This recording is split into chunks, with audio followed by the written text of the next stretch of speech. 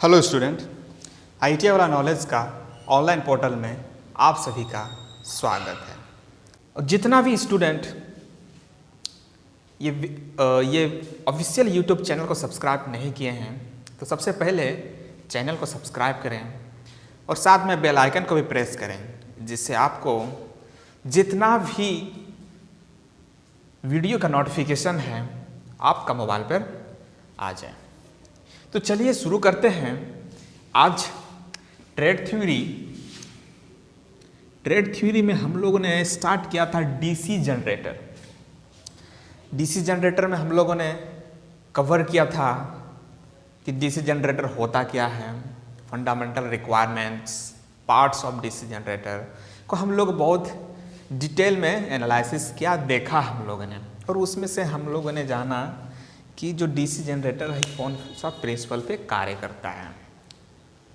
तो ये हम लोगों ने प्रीवियस वीडियो लेक्चर के माध्यम से इसको हम लोगों ने कंप्लीट कर लिया है। आज इस वीडियो लेक्चर में हम लोग समझेंगे working of DC generator. Working of DC generator कैसे वर्क करता है जनरली डीसी जनरेटर, इसके बारे में हम लोग जानेंगे।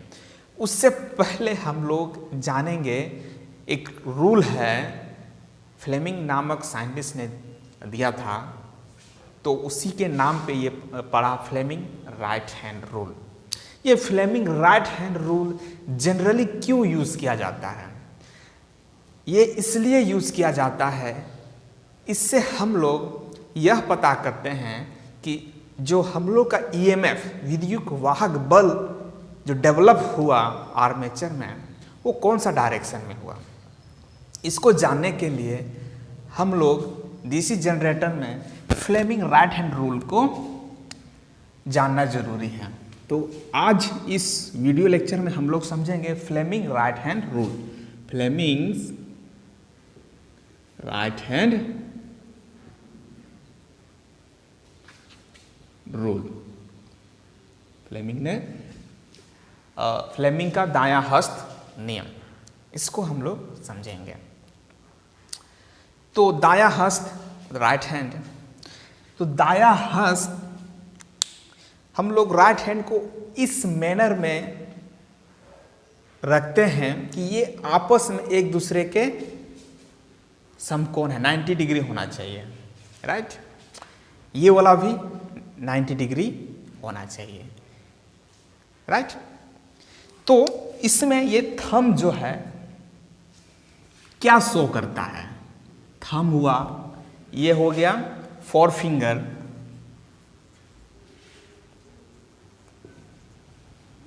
और मिडिल फिंगर।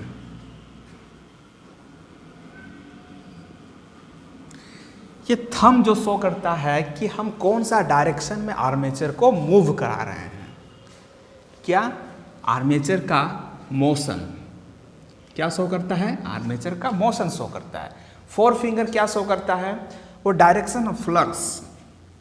फ्लक्स का क्या डायरेक्शन है, कौन सा साइड में ये फ्लक्स कट हो रहा है आर्मेचर के थ्रू, ये फोर फिंगर शो करता है। और लास्ट है middle finger. Middle finger show करता है कि कौन सा डायरेक्शन में मेरा ईएमएफ डेवलप हो रहा है। तो डायरेक्शन ऑफ ईएमएफ डेवलप। तो अब इसके बाद हम लोग देखेंगे working of DC generator. Just अभी हम लोगों ने देखा फ्लेमिंग्स राइट हैंड रूल। तो ये रूल इस वर्किंग ऑफ डीसी जनरेटर में किस तरह का यूज होगा, इसको हम लोग देखेंगे। Working of a DC generator.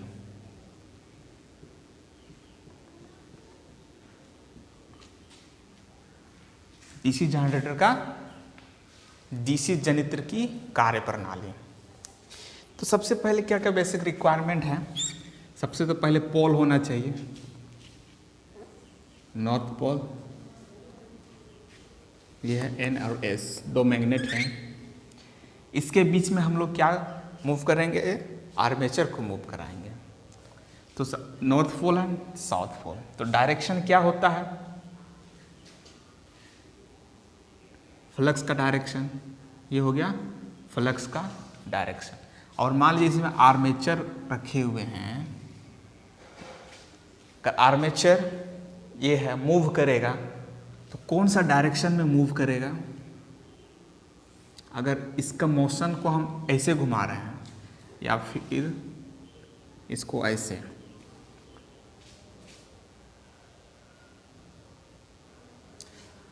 एक काम करते हैं, इस पोल को जस्ट अपोजिट कर दे। दो मैग्नेट रखे हैं जिसका पोल N है और S। तो डायरेक्शन ऑफ फ्लक्स इस डायरेक्शन में है और मूव कर रहे हैं हम अपवर्ड डायरेक्शन में। तो सबसे पहले ये समझेंगे कि इसका मेन प्रिंसिपल किस सिद्धांत पे कार्य करता है। जस्ट ने पहला वीडियो लेक्चर में इसको समझाया था, विद्युत चुंबकीय प्रेरण के सिद्धांत पर ये कार्य करता है। और इसमें जो ईएमएफ डेवलप होगा, कौन सा डायरेक्शन में डेवलप होगा, ये एसी डेवलप होगा कि डीसी डेवलप होगा? जनरली यहाँ पे एसी डेवलप होता है। और क्योंकि हम लोग डीसी जनरेटर पढ़ रहे हैं, हम लोग क्या चाहिए डीसी, तो एक्चुअली में यहाँ एसी जनरेट होता है। इसका आउटपुट हम लोग कौन सा मैनर से निकालते हैं निर्भर करता है आउटपुट कैसे प्राप्त किए, उस पर एसी और डीसी जनरेटर कहलाता है। तो ये है, यहाँ देखते हैं ये डायरेक्शन ऑफ रोटेशन। यहाँ पे हम फ्लेमिंग राइट हैंड रूल को अपनाते हैं। ये हैंड है, ये क्या बता रहा था? मोशन, मैग्नेटिक फ्लक्स और ये ईएमएफ इंड्यूस कौन सा डायरेक्शन में होगा। तो इसको यहाँ पुट करते हैं, मैग्नेटिक फ्लक्स ये डायरेक्शन मोशन ऊपर की ओर है और ईएमएफ इंड्यूस इस साइड में होगा। तो इस तरह से बहुत ही इजी मैनर में हम लोगों ने समझा Fleming's working of DC generator, और उसमें हम लोगों ने यूज किया फ्लेमिंग्स राइट हैंड रूल। हम लोग जैसे कि अभी पढ़ा कि इसका आर्मेचर में जनरली क्या होता है, एसी उत्पन्न होता है, लेकिन डिपेंड करता है आउटपुट क्या ले रहे हैं, उसी के हिसाब से मेरा क्या बनेगा, जनरेटर। तो हम लोग आउटपुट जो लेते हैं दो मेथड से लेते हैं, एक होता है स्लिप रिंग मेथड और एक होता है स्प्लिट रिंग मेथड। तो चलिए वन बाय वन करके समझते हैं स्लिप रिंग मेथड होता क्या है और स्प्लिट रिंग जिस या कम्यूटेटर मेथड भी बोलते हैं, जिससे हम लोगों को स्लिप रिंग मेथड से एसी मिलता है और स्प्लिट रिंग या कम्यूटेटर द्वारा हम लोग को डीसी मिलता है। तो चलिए देखते हैं वन बाय वन करके स्लिप रिंग मेथड क्या है और स्प्लिट रिंग मेथड क्या है। पहला मेथड देखेंगे हम लोग स्लिप रिंग मेथड द्वारा। स्लिप रिंग मेथड, इससे हम लोग ईएमएफ कैसे प्राप्त करते हैं, कौन सा डायरेक्शन में प्राप्त करते हैं, किस तरह का प्राप्त करते हैं। जैसे कि अभी हमने बताया कि स्लिप रिंग मेथड द्वारा हम लोग जो ईएमएफ प्राप्त करते हैं, विद्युत वाहक बल प्राप्त करते हैं, वो क्या होता है, एसी होता है। तो किस तरह होता है चलिए देखते हैं। सबसे पहले जनरेटर का डिजाइन करते हैं। ये है नॉर्थ, ये है साउथ, इसके बीच में आर्मेचर कंडक्टर और स्लिप रिंग में होता है, यहाँ एक रिंग होता है और इसका एक रिंग होता है, उसको हम ब्रश से कनेक्ट करते हैं। ये कनेक्ट करते हैं कोई लोड पर।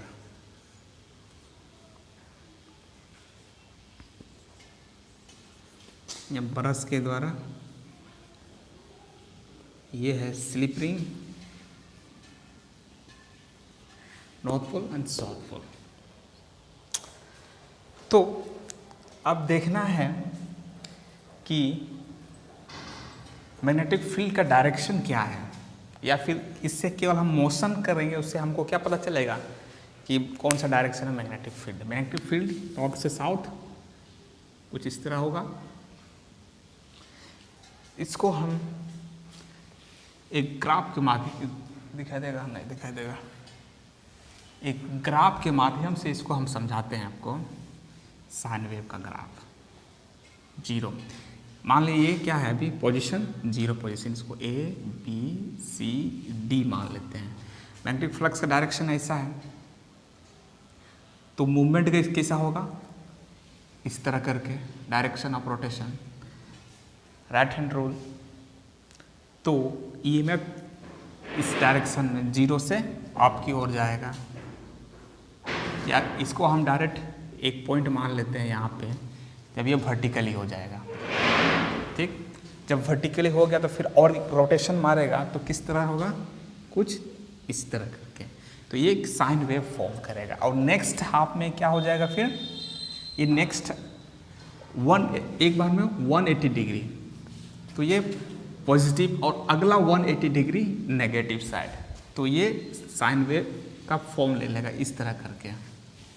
यह है मैक्सिमम, मतलब कि जीरो पोजीशन, अगर ये वर्टिकल हो जाता है तो सबसे ज़्यादा फ्लक्स कट करेगा, सबसे ज़्यादा फ्लक्स कट करेगा तो क्या होगा, उसका ईएमएफ इंड्यूस ज़्यादा होगा। फिर जब ये 180 डिग्री में आ जाएगा तो क्या हो जाएगा, ये 90 डिग्री है, जीरो है, 180 डिग्री, 270 डिग्री और 360 डिग्री। इस तरह से हम लोग इसको सिंबल इसको मूव करेंगे। 90 डिग्री सबसे ज़्यादा फ्लक्स काटेगा तो क्या होगा, सबसे ज़्यादा ईएमएफ इंड्यूस होगा। फिर 180 हो जाएगा तो क्या हो जाएगा, जीरो हो जाएगा। फिर और एक रोटेशन मारेगा होगा, नेगेटिव साइड में चला जाएगा वो, तो क्या 270 डिग्री, फिर 360 में फिर जीरो पे आ जाएगा। इस तरह का ये मूव होते रहेगा और हम लोगों को क्या मिलेगा, एक साइन वेव का फॉर्म मिलेगा। तो इस तरह से हम लोगों ने देखा कि स्लिप रिंग मेथड द्वारा हम लोग एसी प्राप्त करते हैं, और स्प्लिट रिंग मेथड द्वारा क्या करते हैं हम लोग, डीसी प्राप्त करते हैं। तो स्प्लिट रिंग कैसा दिखता है, स्लिप रिंग को ही थोड़ा सा जस्ट चेंज कर देते हैं तो मेरा क्या बन जाएगा, स्प्लिट रिंग बन जाएगा। चलिए चेंज करते हैं।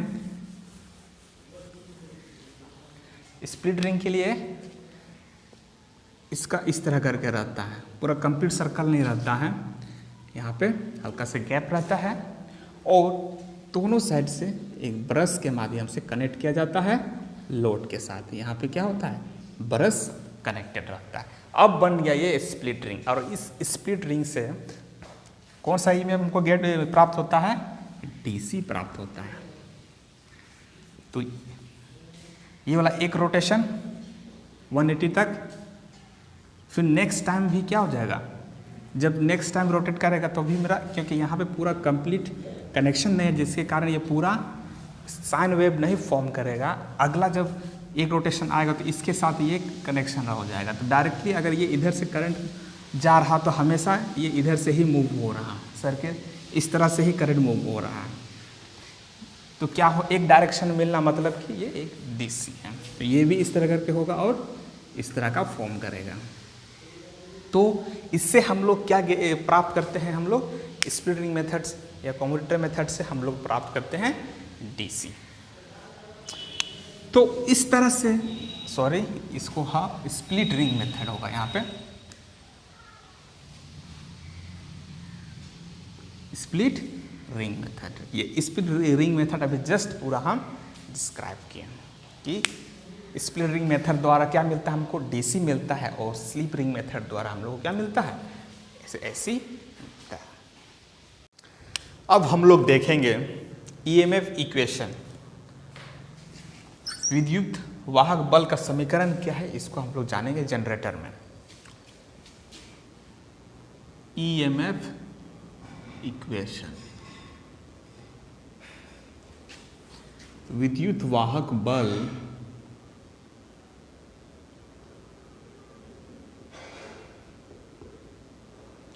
के समीकरण।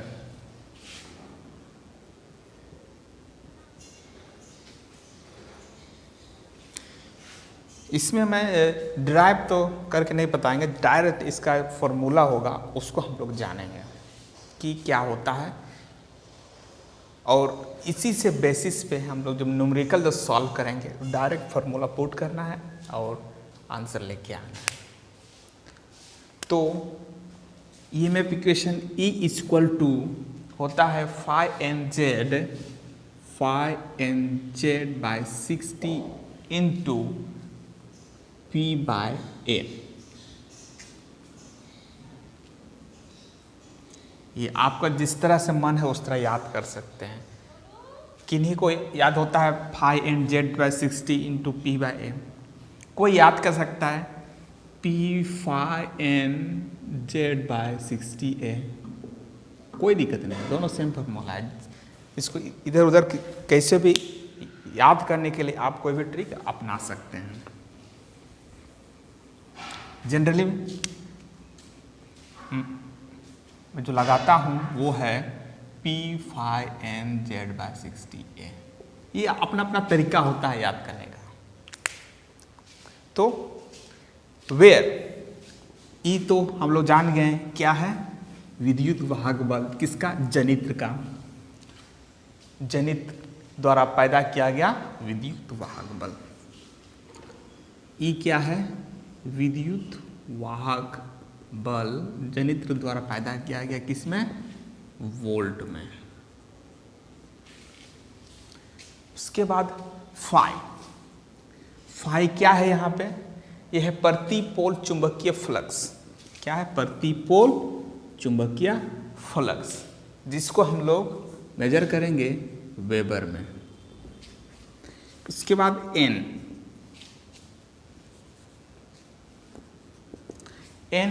यहाँ एन का मतलब क्या है, यहाँ पे एन का मतलब है आर्मेचर की घूर्णन गति आरपीएम में, आर्मेचर की घूर्णन गति आरपीएम, रिवोल्यूशन पर मिनट, इसका क्या होता है, रिवोल्यूशन पर मिनट। और जेड क्या है, जेड है आर्मेचर चालकों की संख्या। क्या है, आर्मेचर चालकों की संख्या। उसका पी तो हम लोग जानते हैं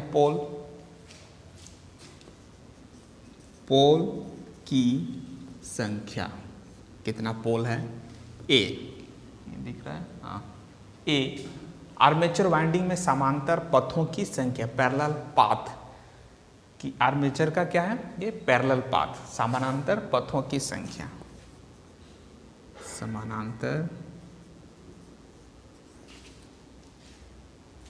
पथों की संख्या।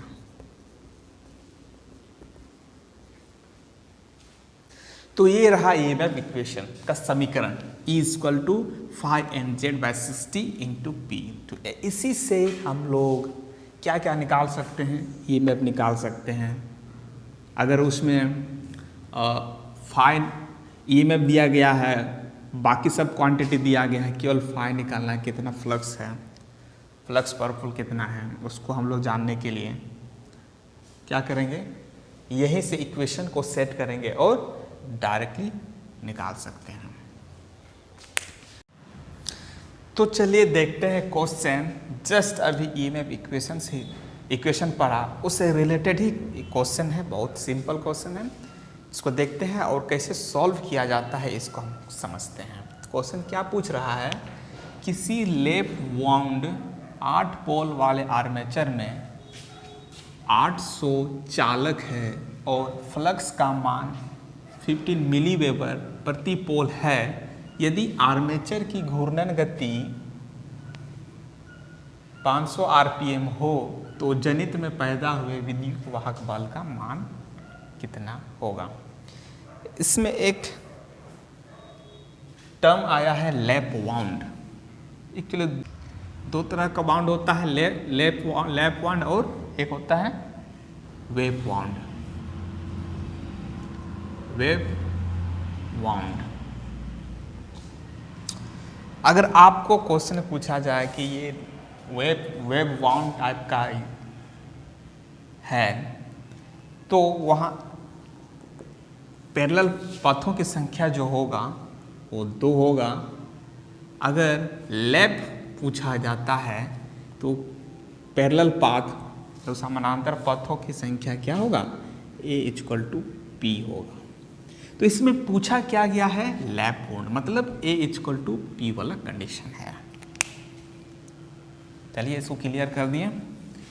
अब इक्वेशन को लिखते हैं और उससे मैच करते हैं क्या क्या डेटा इसमें दिया गया है और सॉल्व करते हैं। तो सबसे पहले हम लोग फॉर्मूला जानते हैं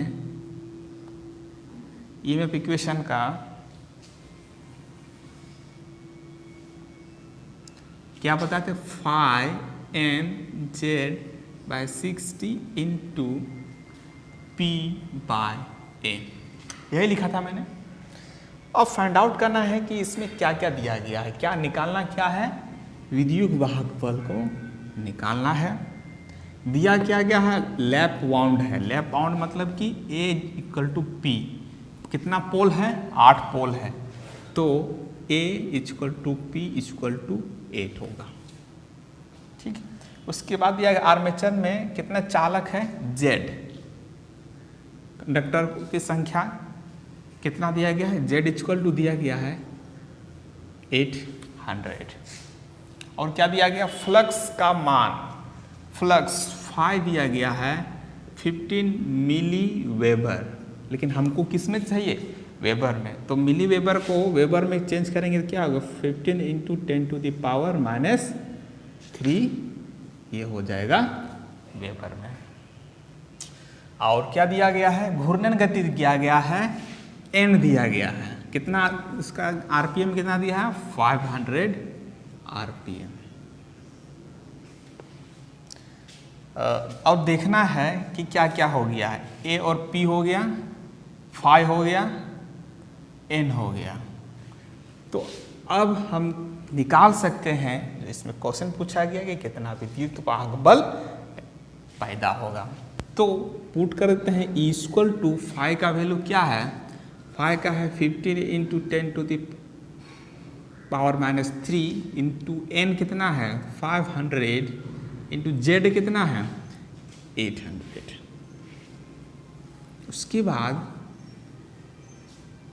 हो गया एन जेड, उसका 60 इंटू पोल कितना है 8, ए कितना है 8।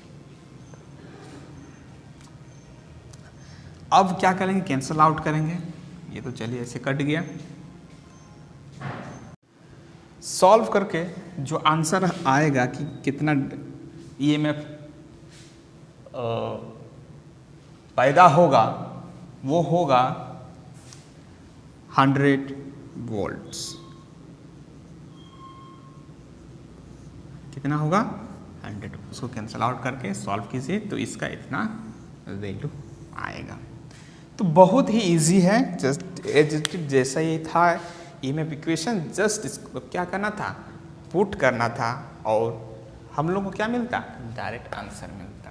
इसमें क्या क्या और घुमा सकता है क्वेश्चंस को, आपको इसका वैल्यू दिया हुआ रहता, आपको बोलेगा कि फ्लक्स का वैल्यू निकालिए, स्पीड निकालिए, पोल निकालिए, इत्यादि इत्यादि।